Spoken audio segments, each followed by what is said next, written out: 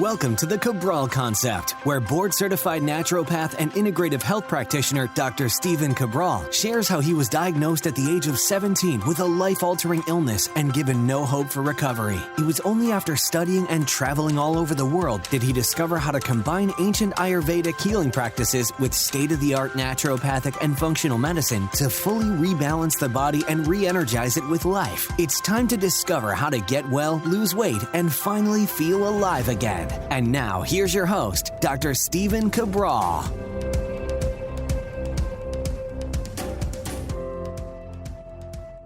Hey everybody, thanks for joining me here today on our Training Thursday edition of the Cabral Concept. Always great to be able to connect with you each and every week on the show. Our Thursday shows are sometimes Toxicity Thursdays, Training Thursdays, all sorts of different topics, but I always love being able to get back to my exercise roots. I think most of you know that I spent the entire first 12 years to 14 years of my career as a certified nutritionist and personal trainer. Yes, I was doing strength and conditioning. I was doing all sorts of things in this particular field. But really, at the end of the day, it comes back to helping people achieve their goals. And that was actually a big start to also building confidence in the field of health and wellness, because as I was improving my overall health, my own health, and I was helping people gain muscle or lose weight or transform their body in any way, shape, or form, I actually realized, wow, these people are getting healthier at the same time. They're literally stopping smoking. They're lowering their cholesterol, lowering their blood pressure. All these things are happening. And again, I have to give you my medical disclaimer now that we are not here to provide any medical treatment plans, any medical advice, any medical-based cures. But I think, we all know when the body starts to get healthier, amazing things begin to happen, right? So I always love talking about fitness. I always love talking about health. I'm an avid exerciser, not so much anymore of trying to put on a lot of muscle. That's no longer my goal. That was a goal of mine in my early 20s. I'm no longer in my early 20s. I like now just to maintain a healthy body. I mean, that's really what it's all about. I like feeling healthy. I like feeling energetic, and that's really what it's all about. But a lot of people, when they hear about weightlifting, when they hear about exercise in general, they think a couple of things. One, it sounds really hard. Number two, sounds like it takes a lot of time. Number three, sounds like they're going to put on a lot of muscle. And really, none of those are true, but it prevents the majority of people from ever exercising in the first place. It really does. So it doesn't take a lot of time. I mean, inside of our new app, which is going to be debuting in just about maybe a month or so definitely stay tuned for that. It's going to be all free workouts inside of there, and they're going to be 20 minutes and under. So for sure, we can make it happen for you with a 10 to 20 minute workout. There's no doubt about that. Remember, it's consistency that gets you the results. It's not an hour workout once a week or twice a week. No, it's consistency that's going to get you the results over time. I mean, just think about it. If you exercise 4 times a week, just for 20 minutes, like if you look at it that way, maybe a little bit more if you have the time, you're looking at 200 workouts over the course of a year. Now, let's say you work out for an hour twice a week. Okay, it's not bad, but when I look at the math on that, I'm looking at 100 workouts versus 200 workouts. The consistency over time is what also helps enable you to enjoy all the benefits I'm going to share with you here today. Beyond the blood sugar benefits and all that, I want to talk about what exercise can do for you beyond transforming the weight loss or the muscle gain, whatever you're looking for, because you're not going to bulk up. Like, that's the thing. I just remember, even in my early 20s, bulking up for a lot of people, most people, is not an easy thing. For women, even more challenging because you have even less testosterone. So, we have to understand that this whole bulking up thing is the myth that will probably be perpetuated into eternity. And I understand it because some people who lift weights and they have a lot of muscle, you're like, oh, well, you equate all that lifting with all that muscle. And so I totally get that, but that's just not the case. And just remember, you can always scale back your lifting at any point if you see your muscles getting too big. And I used to say that to clients all the time, legitimately all the time. I'm like, hey, at any point, if you see yourself getting too muscular, you let me know and we'll scale back. And they're like, okay, I'll let you know. And so, it never happened. It actually happened with one male client of mine. And because again, I always want to be fair and unbiased. And it did. And even though he was getting like noticeable results, not too big at all, but like noticeable results, broader shoulders, more muscular arms, more muscular chest, bigger, like better V taper, lean. We're not talking about big muscular person, like lean.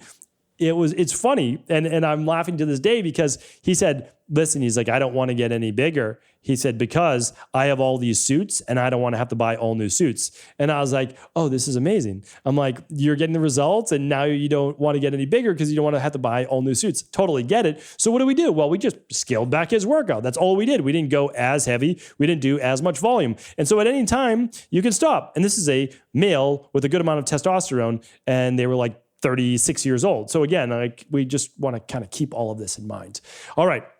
Let's get into though. I wanted to just share with you 6 or 7, 5, at least 5 benefits of why lifting weights, so why exercise, and then even some running, I'm going to explain why, can give you a whole lot of benefits beyond just trying to transform the shape of your body, right? So the first one is we talk about muscle, right? We talk about gaining muscle, losing muscle, but I want to talk about beyond the aesthetics. Like that it doesn't matter as much to me. I want to help people achieve their goals, yes, but muscles do a whole lot for your body. One is they're going to add strength. They're going to help with endurance. But a lot of times we don't look at this. The more muscle you have, and again, I'm not talking about adding 30 pounds of muscle to your body, but the more metabolically active muscle you have, meaning even if you just use your own muscle, you actually use it more days than not, you're going to burn more calories. That's nice because you can actually eat more food and not gain weight. So that's always a big benefit if you enjoy food. The second one is that the food you do eat gets better metabolized because your muscles are metabolically active. So you actually use those carbohydrates and protein, the amino acids, as fuel to help rebuild that tissue that broke down. So that's pretty nice too. But if we're talking about longevity, well, now we're talking about, okay, if we use our muscles, we have more ATP, right? Well, we have more mitochondria, I should say, better performing mitochondria. And the better performing mitochondria can help us with adenosine triphosphate, ATP, which gives not only our body, but our brain energy as well. So now we're looking at exercising, leading to better metabolism in terms of our food and carbohydrates especially, but also producing more energy for the brain and body. That's a great thing, right? We also talk about what? All of the endorphins that are produced when we exercise. What are those? Well, those are things that can lead to improved dopamine response, overall norepinephrine, which are excitatory neurotransmitters, but then that calming effect at night with that GABA or serotonin. So these are really important factors to look at beyond just, I want to add more muscle to my body. Because again, even if you don't add any muscle, exercising can improve overall mood, metabolism, and energy. Another one is more physiological, and that's bone. So the issue is this, and this is actually why it's really important for both men and women, and believe it or not, even more important for women, before the age of 27 to lift weights. And you might say, that sounds really strange. Why is that important? Because the vast majority of bone you will ever create in your life, especially for women, is created during the teenage years and early 20s. And after about 25 to 27, that's about it. That's the bone that you will have created as your max essentially for life. Now you can lose some, gain a little. That does happen just like with muscle, right? But that's about it. So this is why it's important, because that bone needs to stay with you. And why that's important is because once you get into your 60s, falling or breaking a hip or bone is one of the reasons why people start to go downhill very quickly. Because if they lose their quality of life, it can lead to depression. And it can send people into rehab, meaning rehabilitation for that broken hip or whatever it is. Then there's a loss of overall muscle mass, a loss of that quality of life, a loss of that function of the body. They're more worried then about falling in the future. It's really important. We want to be able to keep our body strong. And by lifting weights or doing uphill sprints, that's one of the caveats. Sprinting uphill will actually improve bone density in the lower body. Pretty good, right? So you can walk up hills. It does work, not to the same degree, because you need tension. So if you're not watching this in video, this is me basically hitting the body, the bones. It's that tension, it's that impact, which makes them stronger. That's really it. So, okay, like how do we improve? How do we essentially build better muscle? Well, we improve the tension under the muscle. Some people use weights, but the weights could be your body weight, bands, kettlebell, barbells, sandbags. Like it literally does not matter. And the reason is your body doesn't know the weight that you're holding. It notices through what's called proprioception, how it's holding it in space and the tension that it's causing on your muscles. So if you want to improve performance, you improve tension. But I'm not going to talk about that on today's show. I'm sure I did a podcast on time under tension before. But the bones also improve through tension and impact. Plyometrics, jumps, depth jumps, but you have to be careful with those things. Again, don't start with plyometrics if you're a beginner, right? You can move up to that. You can literally just walk uphill. You can also, of course, you want to do your squats, deadlifts, step ups, lunges. And again, if you have any issues with those and you have any pain with that, certainly see a good certified personal trainer, but also I have many podcasts on what to do if you have knee pain when squatting, etc. And you can find all these podcasts by going to stephencabral.com/podcasts. And just on the right-hand side, if you're on desktop, click on the category that says Training Thursdays. All right. The next one is ligaments. So we're going to be talking about ligaments. Why are ligaments important in the first place? Well, ligaments, if we're thinking about like, well, what does ligament do? It's going to improve the overall stability of your joints, right? So if we're talking about like the knee joint, we've got at least 4 ligaments there, and we're looking at the ACL, PCL, LCL, MCL, and we're saying, well, what do all these ligaments do? Well, they hold that knee in place because your knee, you've got your femur up here, you've got 2 lower body shin bones there. You want to make sure that there's not a lot of twisting. If there's twisting to the knee, bad things happen. That's how you get those ACL tears, MCL tears, PCL tears, etc. So when we want to understand this, we say, well, if we are lifting weights properly, we can actually thicken the ligaments. And not to a great degree, but we can actually increase the strength and thickness of them. And the studies that I've seen have been those people that lift weights can have ligaments, especially of the ACL, of 4 times thicker than average. That's essentially 4 times stronger than average. Well, probably it's exponential. I don't have the strength on there, but it's most likely exponential. The thickness of your ACL is probably not a 1-for-1 as it begins to become thicker, as long as there's the flexibility, not flexibility in the ligament, but in the rest of the body, like the quadriceps, hamstrings, etc. So that's an important one to look at, because when we talk about stability of a joint, we want to look at the overall ligaments. Now, always working with ligaments would be tendons. Tendons are essentially connected to those muscles. The tendons are important as well. One, you need to keep those tendons pliable. So when I'm talking about exercising, you want to work through a full range of motion. A lot of people talking about, limited range of motion, LROM. There's a time and place for that. I'm not saying there's not a time and place for that. Even maybe at the end of a set, there's a time and place for that. But if you're not using full range of motion, then you're not actually expanding, stretching the ligaments like they should be. Do you want to overstretch? Do you want to overstretch ligaments or tendons? No, you do not. Of course you do not. Then you could lead to tears. But what I'm talking about is making sure that those tendons don't become calcified. And if you're always in this small, limited range of motion all day, you can lead to tight muscles, tight tendons, or even calcification of those tendons. And tendons can actually be strengthened and thickened just like muscles through weight training. The next one is going to be, think about sprinting up that hill again, even running in general. So this actually works with running, or think about it with putting a load on the shoulders. So that would be dumbbells on the shoulders, barbell on the shoulders, holding a kettlebell like a goblet squat, anything that's increasing what's called intra-abdominal pressure, like where you feel that tension in your core, okay? And then there's a weight coming down on you. What happens is it actually strengthens the discs between your spinal or your spine vertebrae.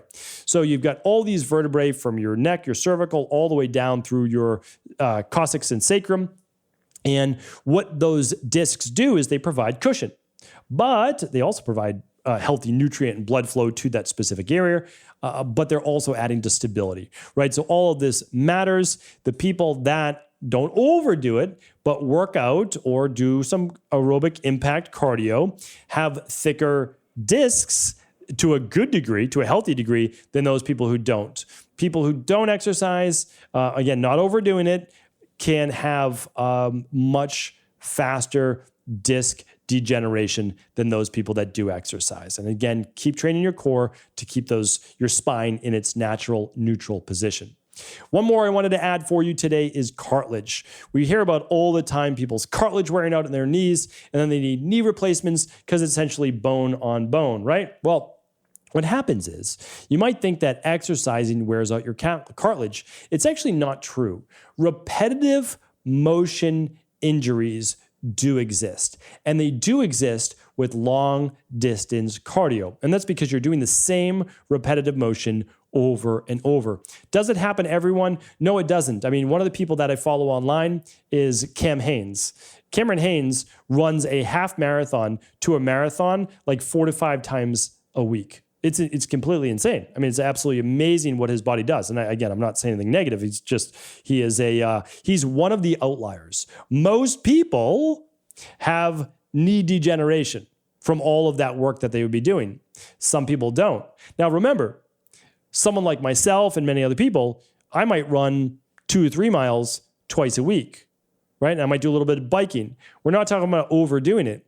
And for not overdoing the cardio aspect of it, biking, running, etc., rowing, but also then doing weight training, you're not doing it to excess. And for the people who don't do it to excess, we seem to have better than average cartilage in the knees, and the rest of the body matters as well. But really, when we're talking about cartilage wear down, for the most part, we're talking about the intervertebral discs, and we're also talking about the knees for the most part. So that's what we're looking for. One of the biggest issues, and I think one of the reasons why Cam Hanes' knees are holding up, is that he's probably in pretty good alignment. So that matters because your knee is a hinge joint. So I don't want to get too deep on this, but if the knee twists when you run, or your feet pronate in or supinate out because of arch-based issues or limited ankle flexibility or mobility, then it can cause cartilage issues in the knees because it just moves up the body. It's like a kinetic chain, right? Your impact starts at the ground, and if the ankles are good. But if the knees aren't proper, or let's say you have tight adductor muscles or whatever, and your knees rotating in, okay, that's going to wear down the cartilage to a greater degree because it's not proper. It's not impacting as the full cartilage, right? The meniscus, the cartilage in there. And because of that, it's twisting and maybe cutting off a little piece of that medial part of the cartilage. So that's what I want you to look at. But keep in mind that healthy levels of exercise, they're helping with energy, with mood, with metabolism, with your overall anti-aging and quality of life. And that's why even if you are not someone that wants to add a lot of muscle, lose a lot of weight, transform your body in any wild way, you do get all of these benefits by weight training 2 to 3 times a week. And that's it, 2 to 3 times a week. So, and I'm talking about my workouts are never longer than 30 minutes. They really aren't. They're almost never longer than 30 minutes. So I've already shared my schedule with you. It does change from season to season, but right now I do Monday, Wednesday, and Friday weight training, and Tuesday and Thursday I do some running, some cardio. That will change when I start to get, again, more into like sprint triathlons, things like that.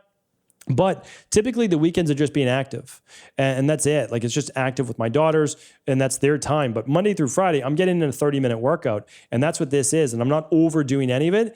And I'm telling you right now, I'm looking, sure, I like the benefits today, but I'm also thinking about the benefits tomorrow and 30 and 40 years from now. So if you haven't started, there's no better time to start than now. Start just with 5-minute, 10-minute workouts. Start with body weight only and work your way up. I'm telling you right now, this is going to be one of the greatest things you give yourself for the next 10, 20, 30 years and beyond. Hopefully today's show was helpful. As always, please do feel free to share with me any comments you may have right on YouTube or right on Instagram. I love to be able to read them and respond. And of course, if this show was helpful, please do feel free to share it with anyone else you believe it could serve. Did you know that the body really only becomes sick or imbalanced in only 2 ways? Over time, you become deficient in vital nutrients, and you also accumulate toxins internally and from the environment. As those nutrients diminish and you increase your total toxic load, your body then begins to show the first signs of dis-ease. It's actually quite predictable, and the good news is that if we know how you began to fill up that proverbial rain barrel, we also know how to empty it to begin the healing process. I was fortunate enough to learn this ancient healing process from my mentor after suffering from debilitating diseases for close to a decade. It was only when I began to implement these techniques did I finally overcome my illnesses and go on to live a life of energy and vitality that I now enjoy. I'd like to share with you now what I discovered after traveling all over the world and how to combine the best of ancient healing wisdom with state-of-the-art science. Allow me to teach you exactly how I've been able to help over 250,000 people to empty their rain barrel and begin to transform their body and lives into what they've always hoped they could be. To get your copy of the international bestseller, The Rain Barrel Effect, simply go to stephencabral.com/rain barrel.